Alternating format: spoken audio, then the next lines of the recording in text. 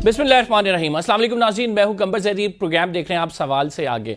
नाज़रीन, पीटीआई की मुश्किलात कम होने का नाम नहीं ले रही हैं। आज पीटीआई के दो रहनुमाओं, जो दो इंपॉर्टेंट रहनुमा हैं, खसूसन अपोजिशन लीडर हैं पंजाब के मलिक अहमद बुचर, इनके खिलाफ इंसदाद दहशतगर्दी की अदालत से फैसला आ गया और 10 साल की सज़ा सुना दी गई। इस फैसले के बाद ये नाअहल हो जाएंगे। अहमद चट्टा भी इसमें शामिल हैं। इससे कबल अब्दुल लतीफ़ चित्राली के खिलाफ फैसला आया था और इस तरह एक एक करके 9 मई के अंदर जो मुलविस लोग हैं, जो असम्बली में राइट नाउ बैठे हुए हैं, उनके लिए मुश्किलात बढ़ती जा रही हैं, उनको सज़ाएं सुनाई जा रही हैं।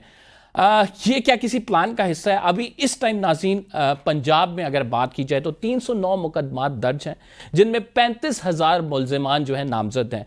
11,000 जो हैं इस टाइम वो जेल में हैं, जबकि 24,000 की तादाद बताई जाती है जो कि मफरूर हैं। इन 11,000 में ज़ाहिर बात है पीटीआई की सीनियर क़यादत भी शामिल है, पीटीआई के MNAs MPs भी शामिल हैं जो कि 9 मई में नामजद हैं। उनके खिलाफ अभी आने फैसले बाकी हैं, क्योंकि 1000 के करीब ऐसे लोग हैं जिनका जेल में इस टाइम ट्रायल चल रहा है, उनके केसेस वगैरह चल रहे हैं।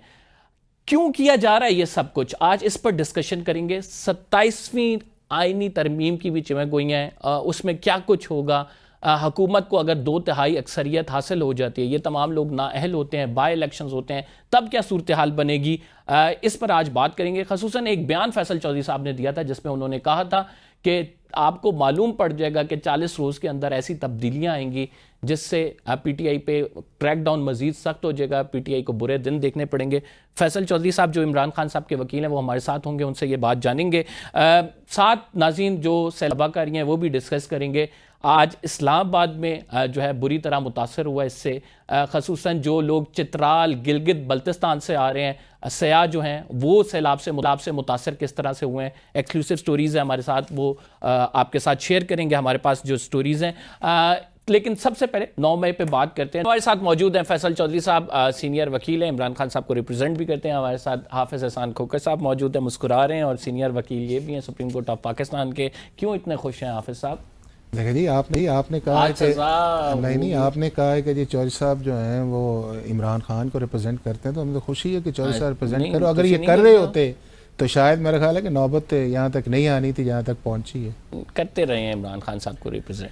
अच्छा, आपने एक स्टेटमेंट दी थी यार, आगाज़ उससे ही करेंगे हम। स्टेटमेंट आपने दी थी कि 40 दिनों में नक्शा बदल जाएगा, कन्विक्शंस होंगी 9 मई के केसेस में। आपकी स्टेटमेंट दुरुस्त निकल आई है, आगे क्या होगा? मेरी कौन सी स्टेटमेंट आज तक गलत निकली है ये भी बता दें। वो हम निकाल लेंगे तो आपको वो भी बता देंगे। 3 को सजा हो गई है जी। तकरीबन 45 से 50 बंदे हैं सूबाई और नेशनल असम्बली के, उन्होंने उनको सजा भी होनी है और डिस्क्वालीफाई भी होना उन्होंने, और फिर नए इलेक्शन आएंगे। मुस्लिम लीग नवाज की पीपल्स पार्टी पर डिपेंडेंस काफ़ी हद तक कम हो जाएगी। अब तो सेनेट में क्योंकि उनके बगैर नहीं गुजारा, तो वो तो मजबूरी है। तो कोई 27वीं तरमीम का भी सुन रहे हैं, वो आती है, उसके खतोखाल आते हैं, वो तो अलग बात है। लेकिन ये जो नई इलेक्शन, जनरल इलेक्शंस की आप बात करें, बाई इलेक्शंस की बात, बाई इलेक्शन के साथ जनरल इलेक्शन, बाई इलेक्शन होंगे ना 50। जनरल इलेक्शन 2024 को हो चुके हैं, अब दोबारा कब होंगे वो अल्लाह जानता है। ये भी बड़ी अच्छी स्टेटमेंट है। हाफिज साहब से मैं पूछूंगा, लेकिन आप ये कह रहे हैं कि 27वीं तरमीम बेसिकली आनी है। हाफिज साहब, डू यू सी दैट, आप काफ़ी असर रसूख रखते हैं, काफ़ी इंफॉर्मेशन भी है आपके पास, डू यू सी कि 27वीं आईनी तरमीम आएगी तो क्या कुछ होगा? देखिए कंबर, एक तो ये है, बिस्मिल्लाहिर्रहमानिर्रहीम, ये हमारी पार्लियामेंट जो है, जो नेशनल असम्बली या सेनेट का है, ये उसका प्रेरोगेटिव है कि आर्टिकल 238 या 39 के नीचे जो है वो कॉन्स्टिट्यूशनल अमेंडमेंट कर ले। और आज तक जितनी भी अमेंडमेंट आई हैं, चाहे आपने उसे कंट्रोवर्शियल किया, इवन आज तक तो 18th अमेंडमेंट में भी बहुत सारे ऐसे लोग हैं कि जो कहते हैं कि उसे रिवर्स होना चाहिए, कोर्ट ने उसको भी स्ट्राइक डाउन नहीं किया। और जितनी भी अमेंडमेंट्स आई हैं, कोर्ट्स ने या उन्हें वैलिडेट किया है, या ये है कि जो पार्लियामेंट की एक अथॉरिटी थी उसको एक्सेप्ट किया और उन्होंने कहा है कि हमें उस एरिया के अंदर जुडिशल रेस्ट्रेंट में नहीं जाना चाहिए। हाँ, एक चीज़ है कि जो आपकी 26 कॉन्स्टिट्यूशनल अमेंडमेंट थी, वो एक पीटीआई, मौलाना फजलुर रहमान और उसके बाद जो गवर्नमेंट्स अलाइड पार्टीज थी, उनका एक जॉइंट मिक्सचर की सूरत के अंदर आपको आया कि जी चलें 26 कर लेते हैं, क्योंकि बुनियादी तौर पे ये था कि कॉन्स्टिट्यूशनल कोर्ट बननी चाहिए, पार्लियामेंट वीज़ा वर्स सुप्रीम कोर्ट जो है उस पे जुडिशल कमीशन हम सारे लॉयर्स कहते थे कि उसके अंदर इम्प्रूवमेंट आनी चाहिए। जो मास्टर ऑफ रोस्टर का कॉन्सेप्ट है उसे बेहतर होना चाहिए कि चीफ जज। तो अगर ये सारी चीज़ें नहीं हुई और उसके बाद आप बेंचेस पे गए और बेंचेस पे बहुत वैलिड पॉइंट्स हैं कि गवर्नमेंट्स की उसके अंदर मेजॉरिटी है, जजेस की सिलेक्शन का एक प्रोसेस है, गवर्नमेंट उसके अंदर जो है उसकी कट एंड शॉर्ट हम जर्नली डिस्कस कर लेते हैं। 26वीं आईनी तरमीम इज अबाउट जुडिशियल रिफॉर्म्स। 27वीं आईनी तरमीम आप क्या समझते हैं क्या होगा? देखें, अगर वो आएगी और मैं समझता हूँ आनी चाहिए कि जो सुप्रीम कोर्ट के अंदर एक विद इन सुप्रीम कोर्ट का कॉन्सेप्ट बना हुआ है, जिसने भी इसको कॉन्सेंट कॉन्करेंस करके दिया वो वाइबल नहीं है। आप भी इसको कवर करते हैं, या जो एक कल को पीटीआई की गवर्नमेंट भी आ जाएगी तो अपोजिशन यही कहेगी कि आप जी मेजॉरिटी आप जज लगाते हैं, तो हमने इससे निकलना है। और वो निकलने का ये, और 6-7 माह आपने एक्सपीरियंस देख लिया है ना कि benches vice versa special benches, vice versa puisne जज, vice versa chief justice, contemnors, high court कभी भी आपने कल देखा है। तो मैं ये समझता हूं कि इस दफा अगर आनी चाहिए तो एक पूरी रिफॉर्म्स करके आनी चाहिए कि जिससे ये लगे कि पाकिस्तान का जुडिशल सिस्टम जो है उसके अंदर एक क्लैरिटी आनी चाहिए कि कॉन्स्टिट्यूशनल कोर्ट्स या रेगुलर कोर्ट्स या आम डिस्ट्रिक्ट जुडिशरी तक आप रिफॉर्म्स करें, हाई कोर्ट्स के अंदर जाएं ताकि उसका फायदा। जुडिशल रिफॉर्म वंस अगेन उसको बेहतर तरीके से किया जाएगा। चौधरी साहब, व्हाट डू यू थिंक? 27वीं तरमीम that can be part of it. Actually what it is about? इंतजामी इख्तियारात काफ़ी बड़े हो जाएंगे और काफ़ी ज़्यादा इसमें एक आपका जो बेसिक स्ट्रक्चर है उसको भी चेंज किया जाएगा। जो अदलिया है, जो सुनने में आ रहा है कि जो अदलिया है या कुछ इंतज़ामिया का असर रसूख जो है वो ज़्यादा इफेक्टिवली उसको कॉन्स्टिट्यूशनल कवर दे के, ताकि नेशनल इंटरनेशनल वर्ल्ड में जो फिर एक जो है वो जस्टिफिकेशन दी जा सके। ठीक, अब आते हैं हम ज़रा 9 मई के केसेस पे। आपने कहा कि 9 मई के केसेस जो हैं राइट नाउ उसमें मज़ीद लोग जो हैं कॉन्विक्ट होने जा रहे हैं और उस कन्विक्शन के बाद फिर 40-50 सीटों पे दोबारा इलेक्शन होंगे। ये जो लोग चैलेंज करेंगे इन फैसलों को, ज़ाहिर बात है किसी में गवाह की ने कोई लूप होल है, कोई लैप्सेस हैं प्रोसिक्यूशन के। क्या आप समझते हैं कि हाई कोर्ट से इनको इंसाफ मिलेगा? देखिए, अदलिया में जाने के अलावा तो कोई ऑप्शन नहीं है ना। हाँ एग्जैक्टली। लेकिन 26वीं तरमीम के बाद अगर कोई ये समझता है कि सबसे अदलिया बहुत आज़ाद रह गई है तो ये खाम ख्याली है। हम तो ये समझते हैं नहीं समझना चाहिए, समझना ठीक है ना। वो सियासी केसेस में नहीं आते ना, मैं तो सियासी केसेस की बात कर रहा हूँ। मसला ये हो गया कि अब ज़ैद वर्सेस बकरे वर्सेस बीवी जो है वो सफ़र कर रहा है। इस मुल्क में अदलिया पे, पुलिसिंग के ऊपर, हुकूमत के ऊपर और दूसरे इदारों के ऊपर एतमाद ख़त्म हो गया। आप आवाम से जाके पूछें कि अदालतें इंसाफ दे रही हैं तो आपको नेगेटिव में, मैसिव मेजॉरिटी नेगेटिव में जवाब देगी। लोग जो हैं पुलिस और अदलिया के पास जाने से घबराते हैं।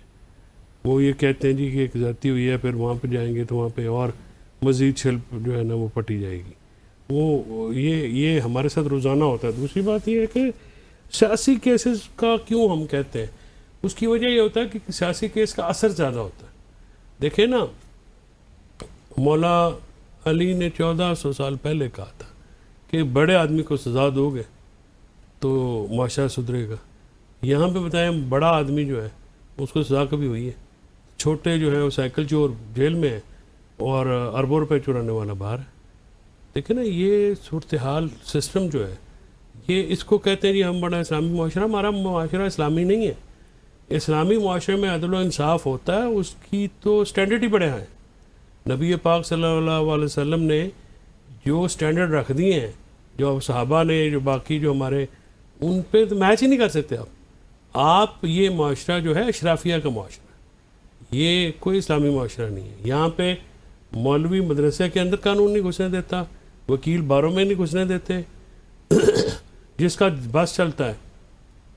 बाकी कुछ जो है वहाँ पे हमारे भी पर चलते हैं। आप देखिए कि जिस मुल्क में निकासी आब के रास्तों पे घर बन जाएं और लोग सोसाइटीज़ बन जाएं और सोसाइटीज़ के पीछे कौन है? सोसाइटीज़ बन जाएं और वहाँ पे लोग अपनी औलाद के साथ वहाँ पे बैठ जाएं और कोई ढूंढने वाला ना हो, तो आप मुझे बताएं क्या है ये? इस्लामाबाद में E11 में भी आपको पता है एक दफ़ा आया था, ये तो ये चीज़ें आपको, आपका कौन सा ऐसा निज़ाम है, कौन सा ऐसा महकमा है जो सुधरा हुआ है? तो एक मायूसी की पिक्चर ही वो टोटल बता रहे हैं कि भाई अदालतों से अच्छा 9 मई का एक जुमला है आज, हाफिज़ा भी आज जो सरगोदा में सजाएं हुई हैं, चौधरी अहमद चट्ठा और बिलाल राणा बिलाल एजाज, दोनों के नाम ना सफ़ा मिसल पे, ना FIR में, ना 161 के बयान में, ना एग्जामिनेशन इन चीफ में 10 साल की सज़ा। बाकियों कारकुना के साथ भी मतलब एविडेंस नहीं है, बस आप मुझे कह रहे हैं हाई कोर्ट में बस सजा सुनानी है 9 मई का। क्यों हाफिज साहब? अच्छा कमर, दो चीज़ें। एक तो ये है कि जब से पाकिस्तान बना है, अदालतों का इंसाफ का जो सिस्टम है वो क्वेश्चन मार्क है, गवर्नेंस का सिस्टम क्वेश्चन मार्क है, आपकी गवर्नमेंट फंक्शनिंग जो है वो क्वेश्चन मार्क है, आपका सिस्टम आउटडेटेड है। और उस आउटडेटेड का रिजल्ट्स ये है कि पाकिस्तान का एक मेजॉरिटी वाला तबका ये समझता है कि पाकिस्तान के जितने ये इदारे हैं, गवर्नेंस के, पुलिस, प्रोसिक्यूशन, ये अदालतें जो है ये काम नहीं करती। और हर साल जो इंटरनेशनल रैंकिंग भी आती है उसके अंदर पाकिस्तान जो है वो इन सारे जो रूल ऑफ लॉ है या गवर्नेंस है उसके अंदर नीचे जाता है। 130-32 पे हम चले गए हैं और साउथ एशिया के अंदर हम लोएस्ट हैं, सवाए अफगानिस्तान के कि जहाँ पे एक सिस्टम ही कोई नहीं है। हम नेपाल, मालदीव, भूटान, श्रीलंका, बांग्लादेश से हम नीचे चले गए हैं और वो हमारी रैंकिंग से काफ़ी ऊपर है। लिहाजा ये इसके अंदर ये है कि इस निज़ाम इंसाफ को बेहतर करना, इस निज़ाम इंसाफ की सर्जरी करना, इसके आउटडेटेड निज़ाम को बदलना ताकि आम आदमी की एक्सपेक्टेशंस के ऊपर ये पूरा उतरे। ये रियासत या पार्लियामेंट की जिम्मेदारी है कि वो सिस्टम करे और वो हम नहीं कर रहे। जितनी देर नहीं करेंगे ये यही होगा। 85% लोग ऐसे हैं कि जो आपके पुलिस के पास रिपोर्ट ही नहीं करवाने जाते कि अगर जाएंगे तो एक नया प्रॉब्लम क्रिएट आएगा।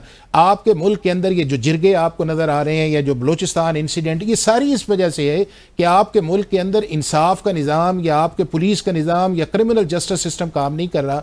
तो लिहाजा इसको अदारों पर अदम एतमाद है और ये पार्लियामेंट की जिम्मेदारी थी कि उस चीज़ को पूरा। आज भी 1860 का पीनल कोड है, 1898 का क्रिमिनल है, 1908 का है। एक सेकंड, नहीं चोर साहब, एक सेकंड, नहीं अंग्रेज ने जिसने बना, अच्छा नहीं एक सेकंड, आईनी तरमीम में क्यों नहीं ये चीज? आईनी तरमीम में क्यों आपने एक ही है, एक मैं बाप। अब दूसरा उसके अंदर यह है कि आपने अपने कॉन्स्टिट्यूशन में लिखा कि स्पीडी और इंस्टेंट जस्टिस जो मिलना चाहिए, 20-25 फैसले नहीं है, 5-7% से ज्यादा आपकी कन्विक्शन नहीं है।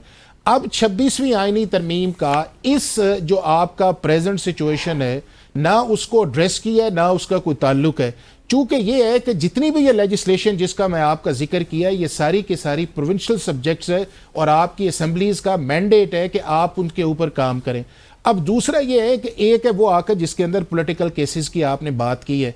अगर आप पॉलिटिकल केसेस पे आप चले जाएं तो अगर यही ट्रेंड चलें, देख लेते हैं जो अभी आपके सामने है, क्या इस्लामाबाद हाई कोर्ट से कोई ऐसी सेंटेंस जो है जो फॉर्मर प्राइम मिनिस्टर की जिसको कंफर्म किया गया या सस्पेंशन है या उसके अंदर रिलीफ है? इसके अलावा हाई कोर्ट्स के अंदर जाके देख लें कि ज्यादा केसेस ऐसे हैं कि जिसके अंदर रिलीफ मिला है।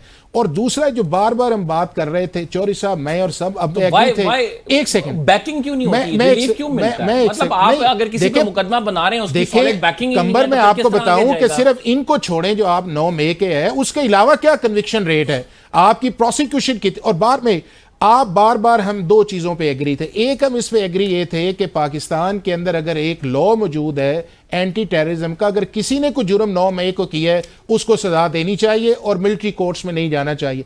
अब अगर मिलिट्री कोर्ट्स को अगर साइड पे कर देते हैं अभी फॉर दैट टाइम, तो जिन जगह एंटी टेररिज्म कोर्ट्स के अंदर केस आए, ये तो बार डिमांडिंग थी, हाई कोर्ट्स गए, सुप्रीम कोर्ट की डायरेक्शंस आई, चौधरी साहब खुद एक केस लेके गए, क्या इन्हें सुप्रीम कोर्ट से रिलीफ नहीं मिला कि जिसके अंदर कॉन्स्टिट्यूशनल बात या लीगल बात की गई कि जी आप इन बात ये है कि किसी जगह नहीं, तो क्या एंटी टेररिज्म कोर्ट ने सजाएं नहीं सुनाई? देखिए मैं आपको बताऊं तो क्या जरूरत है फौजी अदालत की?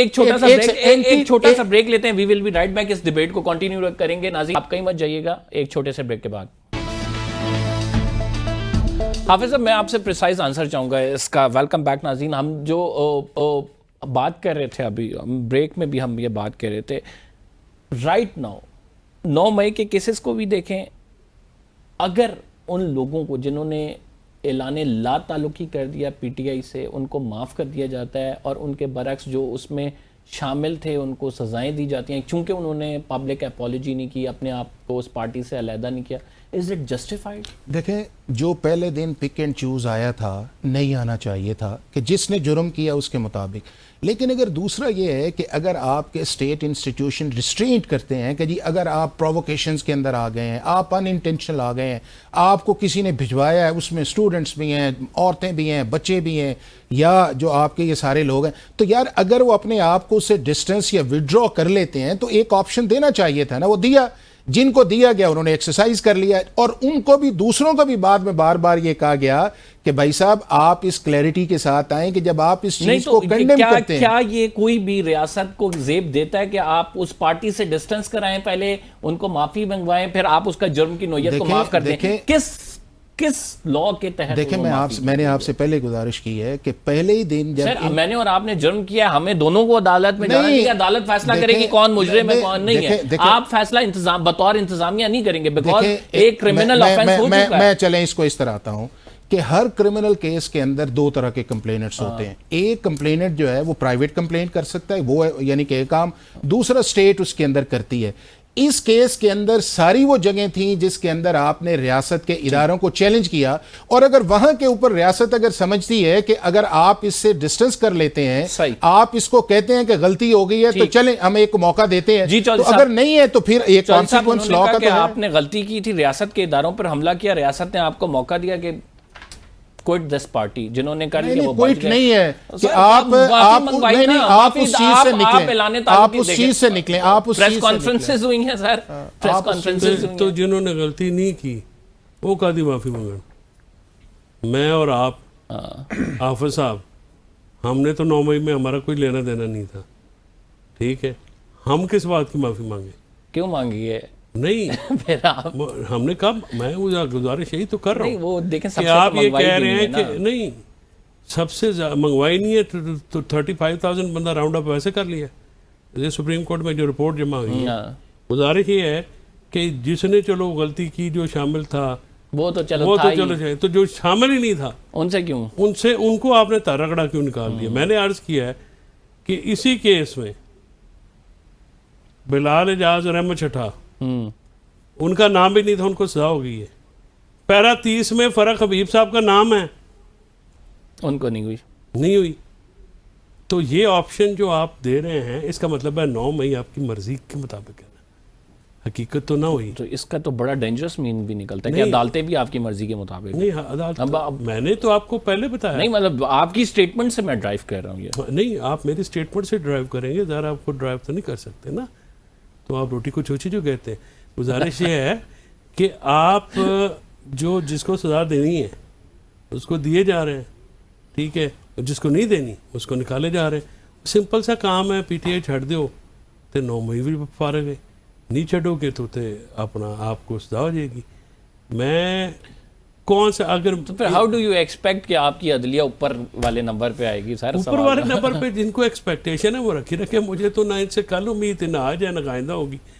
सर गुजारिश ये है कि इस तरह से नहीं होता।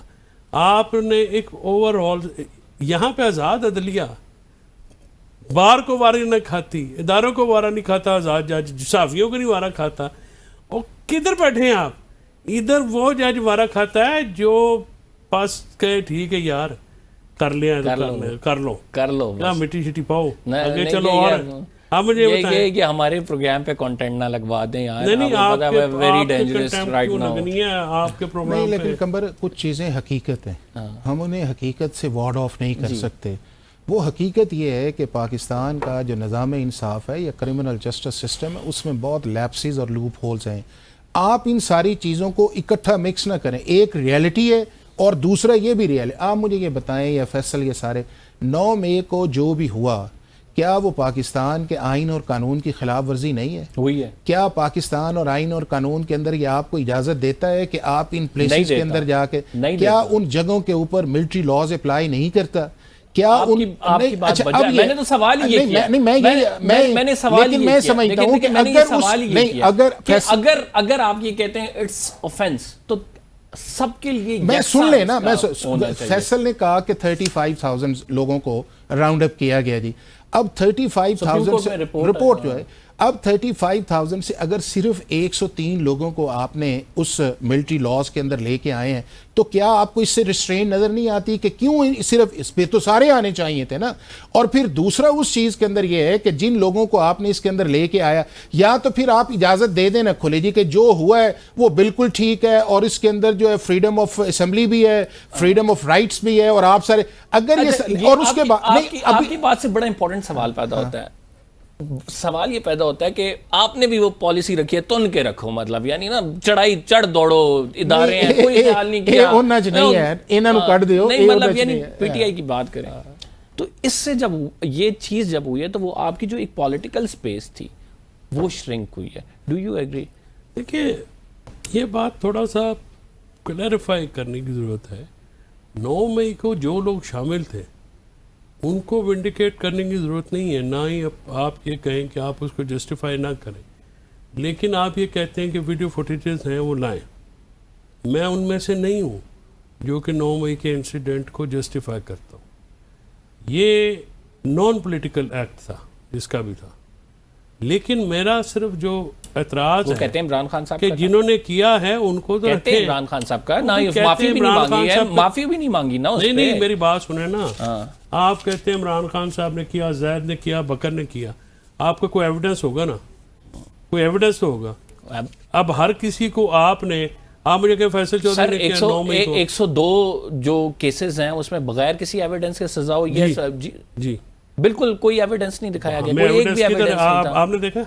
नहीं, बहुत फुटेजेस हैं मौजूद, तो बुलाए ना फुटेजेस। इमरान खान साहब की किधर है सीसीटीवी फुटेजेस? बाकी जो लोग मुलव्वस हैं उनके फुटेजेस हैं, वो शामिल है। तो उन्होंने टीवी पे ऐड चलवाए हैं इसके। किसके? आप फैसल और जिनके ऐड चलाए हैं उनको तो सजा दें ना, और जिनके ऐड नहीं चले उन गरीबों को क्यों तो ना हुआ? मैं तो ये कह रहा हूँ, आप मेरी बात को समझ नहीं रहे। देखें, आप एक ओनरशिप ऑफ दैट इंसिडेंट अभी तक नहीं हुई, जिसकी वजह से मामला अभी तक रिजॉल्व नहीं हुआ। डू यू थिंक कि ये ओनरशिप होनी चाहिए इमरान खान साहब? तो ये ओनरशिप किससे एस्टैब्लिश करनी है? क्या इमरान खान साहब इसे ओन करें, माफी मांग लें, आगे बढ़े 9 मई से? नहीं, कमाल बात करते हैं। वो कहते हैं मैंने किया ही नहीं, तो मैं माफी किस बात की मांगू?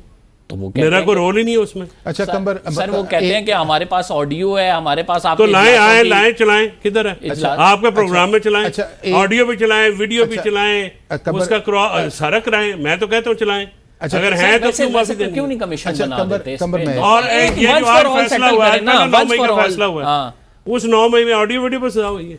वंस फॉर ऑल सेटल क्यों नहीं कर देते इस पे? खान साहब कह रहे हैं कमीशन बनाए, सीसीटीवी दें, हमारे सामने में दूध का दूध पानी का। अभी लाहौर वाला भी फैसला आ जाएगा रात को। आज जो फैसला हुआ ये तीसरा फैसला है। पहले गुजरांवाला एंटी टेररिज्म कोर्ट ने किया, फिर आपके इस्लामाबाद टेररिज्म कोर्ट है उसने किया। जो नहीं, वो 9 मई नहीं, मैं ये कह रहा हूँ कि उसी कॉन्टेक्स्ट देखिए, उसी कॉन्टेक्स्ट के अंदर है। और आज जो आपके सामने ये एक फैसला और चौथा आ रहा है। नहीं वो तो खुद कल आ रहा है। कल नहीं, जब आप सुप्रीम नहीं देखिए, जब आप सुप्रीम कोर्ट के अंदर गए और वहां के ऊपर बात आई कि जी इनकी बेल्स जो है वो ना, और ट्रायल जल्दी होना चाहिए, और जब आपका एंटी टेररिज्म लॉ कहता है कि 7 से 30 दिन के अंदर आना चाहिए, और उस वक्त भी जब ये बात ही कि जी मिलिट्री कोर्ट्स में ट्रायल नहीं होना चाहिए, regular anti terrorism day to day trial, तो अब आ गया है ना। अब अगर उस ट्रायल के अंदर लैप्सेस आए हैं या गलत आया है, एक सेकंड सिर्फ ऐड कर लें हुजूर, आप सारी चीजों को इकट्ठे में स्वीप ना करें। एंटी टेररिज्म में डे टू डे भी करना है तो केस तो फेयर ट्रायल करना है कि बिल्कुल करना है, बिल्कुल करना है। जो फेयर ट्रायल में जो बंदे के खिलाफ एविडेंस ही नहीं है, जिसका नाम ही नहीं है, जिसके बाद 2 गवाहियां दी हैं, गवाहों के आपस में गवाहियां नहीं मिल रही, बकुए एस्टैब्लिश नहीं हो रहा, उसे सजा सुनानी। एक सुन लें, आज आपके सामने एक केस आया है, उस केस के अंदर सर्टेन लोगों को उन्होंने चार्ज नहीं किया और सर्टेन लोगों को उन्होंने चार्ज करके कन्विक्शंस ले गए हैं। अब जिनको नहीं किया या जिनका ये जिसका आप जिस तरह कह रहे हैं एविडेंस का है, हाई कोर्ट के अंदर जाके उसको क्या हाई कोर्ट के अंदर हाई कोर्ट जाएं, सजा ले लें। अच्छा चलो साहब, ऑन द अदर साइड कितनी दफा एंटी टेररिज्म कोर्ट्स के अंदर जब फर्स्ट ट्रायल पाकिस्तान के अंदर चलता है तो आपका कन्विक्शन रेट कितना होता है?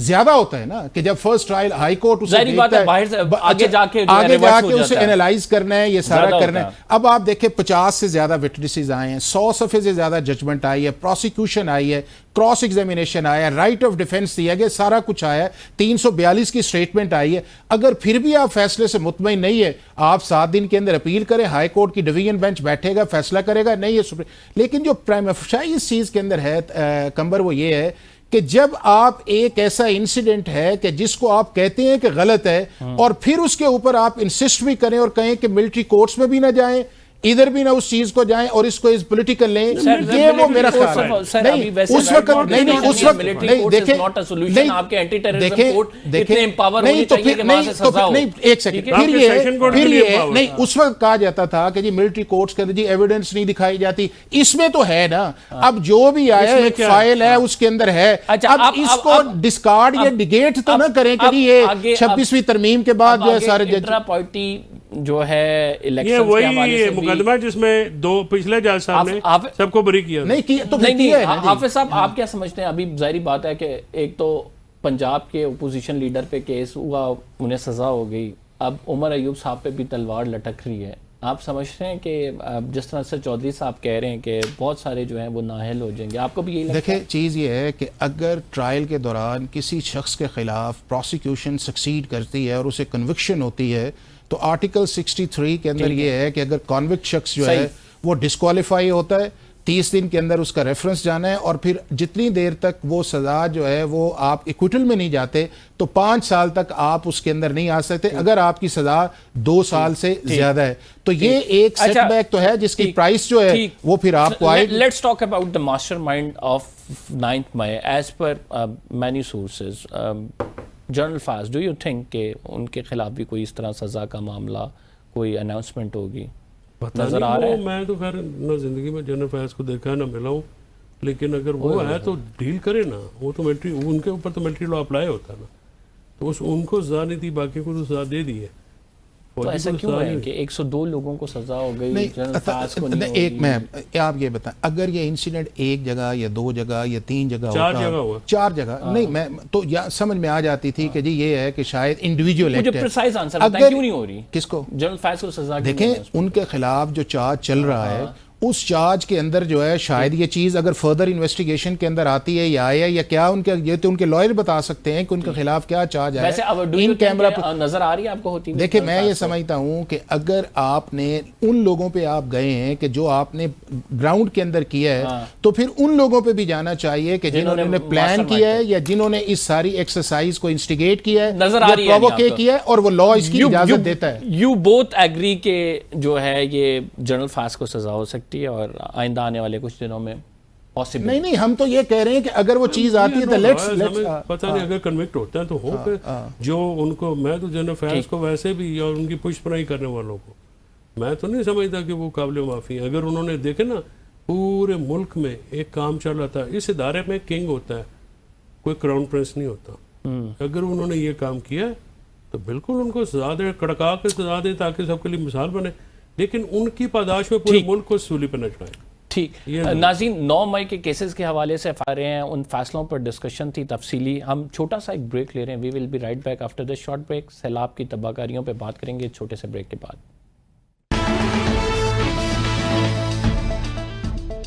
वेलकम बैक नाज़रीन। हमें ज्वाइन किया है डॉक्टर ज़ैनब नईम साहिबा ने, माहिर माहौलियात हैं। बहुत शुक्रिया हमें प्रोग्राम में ज्वाइन करने के लिए। नाज़रीन, आपको मालूम है कि मुल्क में जो सैलाब से तबाहकारियाँ वो जारी हैं। इस टाइम 200 से ज़ायद अफराद बताए जाते हैं हालिया मानसून बारिशों की वजह से जो जाँ बहक हो चुके हैं।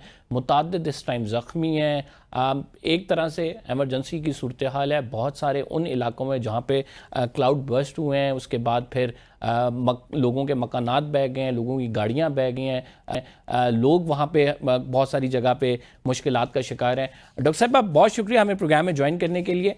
पहले ये क्लाउड बर्स्ट वाले सवाल पे आते हैं। हम देखते थे पहले जो है इस तरह से नहीं होता था, कोई एक आध इंसिडेंट ऐसा होता था जिसमें हमें पता लगता था कि क्लाउड बर्स्ट हुआ है जिसकी वजह से सैलाब आ गया। बड़ा फ्रीक्वेंट हो रहा है ये क्लाउड बर्स्ट। इस हवाले से एक तो गाइड कर दें, दूसरा ये मानसून ने अभी जारी रहना है। व्हाट डू यू एक्सपेक्ट कि किस हद तक तब्दीली आ चुकी है और ये किस हद तक तबाहकारी करेगी? जी बिल्कुल। सबसे पहली बात तो ये कि 2 महीने पहले यूरोपियन कमीशन ने कुछ weather data satellite data share किया था, जिसके मुताबिक बताया गया था कि साउथ एशिया में इस साल मामूल से ज्यादा बारिशें मुतवक्के हैं और उन इलाकों में बारिशें होंगी, खासतौर पे पाकिस्तान में जिन इलाकों में 2022 में बारिशें कम हुई थी, जिसमें पिंडी, इस्लामाबाद और ये पोठोहा रीजन, अपर रीजन जो है वो शामिल है। दूसरी बात ये कि बिल्कुल जी क्लाउड बर्स्ट का एक आध वाकया होता था, लेकिन अभी क्योंकि ग्लोबल क्लाइमेट चेंज का फिनोमेना है, क्लाइमेट चेंज के डिजास्टर्स बढ़ रहे हैं, गर्मी की शिद्दत बढ़ रही है, इसी तरह ग्लेशियर फट रहे हैं, तो इसी तरह से आपका ये जो वेदर साइकिल है वो भी शिफ्ट हो रहा है। तो जी बिल्कुल क्लाउड बर्स्ट अब एक नहीं, एक से ज्यादा होते हैं और एक से ज्यादा जगहों पर होते हैं, और मानसून के हर स्पेल में आप एक्सपेक्ट कर सकते हैं कि क्लाउड बर्स्ट हो सकता है। तो क्लाइमेट चेंज जैसे जैसे बढ़े वैसे वैसे क्लाउड बर्स्ट के वाकयात भी मजीद बढ़ेंगे, और आने वाले सालों में भी ये मजीद बढ़ेंगे। अभी तो मानसून का चौथा स्पेल स्टार्ट हुआ है, मजीद कुछ स्पेल्स आने हैं जिसमें आप एक्सपेक्ट कर सकते हैं कि क्लाउड बर्स्ट जो है वो हो सकता है। लेकिन जो डिजास्टर है उसकी नौइयत कितनी हो सकती है, ये आपकी प्लानिंग पे डिपेंड करता है और आपके गवर्नेंस इंफ्रास्ट्रक्चर पे डिपेंड करता है। अभी जो आप डिजास्टर देख रहे हैं उसमें क्लाउड बर्स्ट बिल्कुल शामिल है, लेकिन उस पे वो सैलाबी रेले भी शामिल हैं जो पहाड़ों से शिद्दत से तेजी से आ रहे हैं, जहां जंगलात काट दिए गए हैं। उसमें वो सोसाइटीज शामिल हैं, आपकी पोस्ट सोसाइटी, जहाँ पे नालों और दरियाओं को इंक्रोच करके मकानात या तामीरात की गई हैं। तो यहाँ पे थोड़ा चैलेंज होता है, और डेवलपिंग कंट्री के लिए इसको कैटर करना काफी ज्यादा चैलेंजिंग है बनस्बत डेवलप कंट्रीज के। ये मॉनसून के स्पेल्स तो अभी ऑन गोइंग हैं, आप क्या प्रेडिक्ट करती हैं? मतलब जाहिर बात है कि एक जो हमारे व्यूअर्स हैं उनको भी अपनी ख्याल रखना है, अपनी हिफाजत, और साथ गवर्नेंस के लिए भी बड़ा ज़रूरी है कि वहाँ पे जहाँ पे प्रेडिक्टेड है ज़्यादा रेन, वहाँ पे ऐसे इंतजामात किए जाएं डिज़ास्टर मैनेजमेंट के हवाले से। व्हाट डू यू एक्सपेक्ट कि आगे मतलब किस हद तक हो सकता है और कितनी आगे से इससे डिज़ास्टर आ सकता है? देखिए, जो क्लाइमेट चेंज का ग्लोबल पैटर्न है उसके मुताबिक तो बिल्कुल इनकी इस तरह के डिजास्टर्स की शिद्दत में, क्लाउड बर्स्ट की शिद्दत में, गर्मी की शिद्दत में, और उसी तरह ग्लोफ जो ग्लेशियर लेक आउटबर्स्ट फ्लड है उनकी शिद्दत में इजाफा होगा। लेकिन जाहिर है जहां जहां पे हम जंगलात मजीद बढ़ाएंगे, या जहां जहां पे आपकी ये नेचर या अडेप्टेशन के एफर्ट्स होते हैं, वहां उसकी इम्पैक्ट्स कम आते हैं। अभी जो आप बात कर रहे हैं प्रिडिक्शन की, देखिए हम लोग इस वक्त डिजास्टर की सिचुएशन में हैं। आज जो वाकयात हुए हैं, काफी वीडियो सोशल मीडिया पे भी आई हैं, सोसाइटीज में, गाड़ियों में लोग जो हैं वो डूब गए हैं। मुझे लगता है यहाँ पे हमें थोड़ा सा अपनी प्लानिंग को इम्प्रूव करना होगा। फॉर एग्जाम्पल, आपको पता है बोर्ड के इम्तहानात के प्रैक्टिकल्स चल रहे हैं कॉलेजेस में, यूनिवर्सिटीज, सॉरी स्कूल और कॉलेजेस में। तो जब ऐसी सिचुएशन हो जहां क्लाउड बर्स्ट हो रहा हो, वहां पे आपको उस दिन पिछले स्पेल में पिंडी शहर में छुट्टी का ऐलान हो गया था, वहां पे आपको उस दिन ऐसे मेजर्स ले लेने चाहिए ताकि लोगों का घरों से बाहर कम से कम निकलना हो, क्योंकि अभी तो डिजास्टर है, अगला स्पेल है, और नदी नालों में कितनी तुगयानी आ सकती है। आज इस्लामाबाद में रावल डैम के स्पिलवेज खुले हैं, तो जाहिर है समा भरेगा, और अगर क्लाउड बर्स्ट होता है, बारिश होती है, तो वो मजीद भरेगा और तुगयानी नालों में आएगी। तो उसके पेश नजर इंतजामिया को चाहिए कि इमरजेंसी सिचुएशन नाफिज करें, लोगों को का तहफ्फुज यकीनी बनाए, और रेस्क्यू ऑपरेशंस ऑन ग्राउंड बहुत स्पीड अप करें ताकि लोग इस किस्म के मामलात से दो चार होने से बचे। तो अभी हमारा रिस्पॉन्स कैसा है वो डिपेंड करता है, लेकिन आइंदा आने वाले चंद सालों में हमें इसके लिए जरूरी है कि हम रियल एस्टेट और कंस्ट्रक्शन इंडस्ट्री को ऑनबोर्ड करें, टूरिज्म सेक्टर को जो है अलाइन करें अपनी क्लाइमेट चेंज पॉलिसी से, कि जब सैलाब की सिचुएशन होती है तो टूरिस्ट पहाड़ी इलाकों में जाने से one last question, I want you to be very precise about that. हमारी जो निजी हाउसिंग सोसाइटीज़ हैं ये बनाई जाती हैं, इनके प्लान पता नहीं कैसे अप्रूव्ड हो जाते हैं, इसमें ड्रेनेज का प्रॉपर निज़ाम नहीं होता। गवर्नमेंट साइड से इस लैब्स को किस तरह से देखती हैं आप? देखिए, आपके सवाल में ही जवाब है कि जो लोग ये बनाते हैं वो उनकी टेक्निकल कैपेसिटीज इतनी होती ही नहीं कि वो इस किस्म के प्लान्स इम्प्लीमेंट कर सकें। बिल्डिंग कोड्स हमारे मौजूद हैं, लेकिन बिल्डिंग कोड्स का निफाज और एनफोर्समेंट के लिए कोई मैकेनिज्म एस्टैब्लिश नहीं है, जिसकी वजह से कोई भी सोसाइटी बन जाती है, ड्रेनेज का उसमें कोई प्लान नहीं होता। और आपको एक और बात बता दूं, पाकिस्तान एनवायरमेंट प्रोटेक्शन एक्ट के सेक्शन 12 के तहत जो पब्लिक कंस्ट्रक्शन है उसका एनवायरमेंट इम्पैक्ट असेसमेंट लाजिम है। क्लाइमेट चेंज की मिनिस्ट्री हमारी क्या कर रही है? मतलब यानी since you are in this field, आप देखती भी रहती हैं, चीज़ों को फॉलो करती हैं, पढ़ती हैं, तो तो यहाँ पे ना स्टडीज़ हो रही हैं, ना ही प्रैक्टिकल इम्प्लीमेंटेशन हो रही है, हो क्या रहा है? जी देखिए, पहली बात ये कि आपकी मिनिस्ट्री को, क्लाइमेट चेंज मिनिस्ट्री को बने भी कोई ज्यादा साल नहीं हुए, तो ये दिहाइयों की मिस प्लानिंग कुछ सालों में ठीक हो जाए ऐसा होता नहीं है। तो हमें अनरियलिस्टिक एक्सपेक्टेशंस नहीं रखनी चाहिए। मिनिस्ट्री अपनी तरफ से कोशिश कर रही है, जो लिमिटेड रिसोर्सेज हैं उसमें जो वो कर सकती है वो कर रही है। लेकिन ये जो बाकी चैलेंजेस हैं, ये जी, तो आपकी इंतजामिया के, जिला इंतजामिया के है ना, ये तो सही। उनको देखने हैं। बहुत बहुत शुक्रिया। डॉक्टर ज़ैनब हमारे साथ मौजूद थी, कह रही थी कि अभी अंदेशा मानसून की बारिशों से मज़ीद नुकसानात हो सकते हैं। प्रोग्राम का टाइम नाज़रीन ख़त्म हुआ है, फ़िलहाल के लिए इतना ही। कंबर ज़ैदी को इजाज़त दीजिए। अल्लाह निगहबान।